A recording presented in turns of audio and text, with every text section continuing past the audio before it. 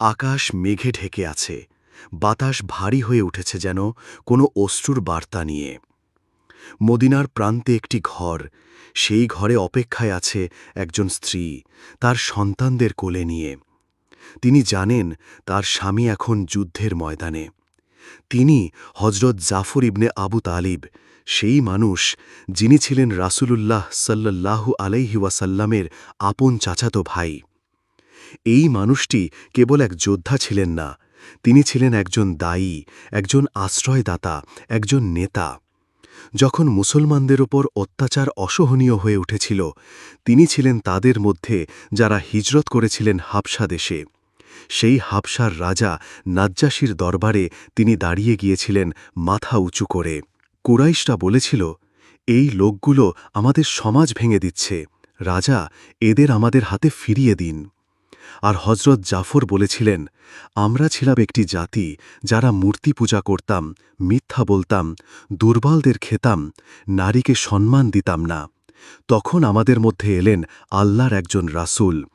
তিনি আমাদের শিখালেন সত্য কথা বলা, আমানত রক্ষা করা, আত্মীয়তার সম্পর্ক জোড়া দেওয়া, মিথ্যা ত্যাগ করা, রক্তপাত বন্ধ করা, আল্লাহ ছাড়া আর কারো ইবাদত না করা। আমরা তাকে মানলাম এবং আমাদের জাতি আমাদের ওপর চড়াও হল।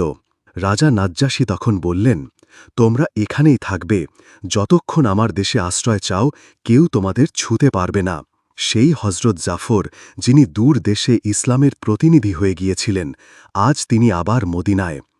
রাসূলুল্লাহ সাল্লাল্লাহু আলাইহি ওয়াসাল্লাম তাকে পাঠিয়েছেন এক বড় ভয়াবহ যুদ্ধের ময়দানে, মুতা নামক স্থানে।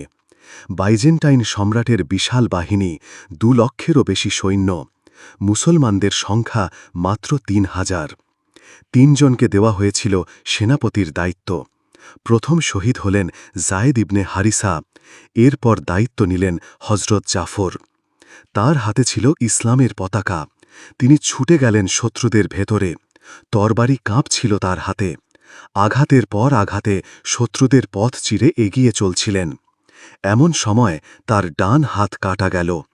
তিনি থামলেন না, বাম হাতে তুলে নিলেন পতাকা। সেই হাতটিও কেটে গেল, তবুও থামলেন না। তিনি তার বুক দিয়ে চেপে ধরলেন পতাকাটি, পতাকা যেন না পড়ে যায়, পতাকা যেন ইসলামের মাথা নত না করে। তাকে ঘিরে ফেলল শত্রুরা, তাকে কুচি কুচি করে কেটে ফেলল। শহীদ হলেন হজরত জাফর। তার শরীরে ছিল 70টিরও বেশি আঘাত এবং প্রতিটি আঘাত ছিল সামনের দিকে, যেন প্রমাণ করে তিনি কখনো পিছু হটেননি। মদিনা তখনও শান্ত, কিন্তু রাসূলুল্লাহ সাল্লাল্লাহু আলাইহি ওয়াসাল্লাম সেই মুহূর্তে বললেন, হে সাহাবীগণ, আমি দেখছি আল্লাহ জাফরকে 2টি ডানা দিয়েছেন, তিনি জান্নাতে উঠছেন ফেরেশতাদের সাথে।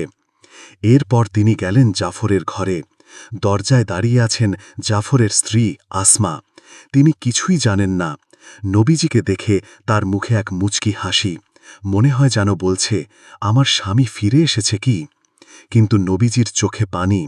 তিনি বললেন, আসমা, জাফর শহীদ হয়েছেন। আসমা এক মুহূর্ত স্তব্ধ হয়ে যান। তিনি ছেলেদের নিয়ে বসে পড়েন। নবীজির চোখ দিয়ে অশ্রু গড়িয়ে পড়ে। তিনি বলেন, তোমার সন্তানেরা আমার সন্তানের মতো, তাদের জন্য চিন্তা করো না। এই ছিল সেই জাফর, যিনি শুধু একজন যোদ্ধা ছিলেন না, ছিলেন ভালোবাসার মানুষ, ছিলেন রাসূলুল্লাহ হৃদয়ের কাছের একজন। একটি মানুষ যিনি নিজের 2 হাত হারিয়ে দিয়েও পতাকা ছাড়েননি। একটি মানুষ যিনি তার মৃত্যুতে আকাশের ফেরেশতাদের ডেকে এনেছেন।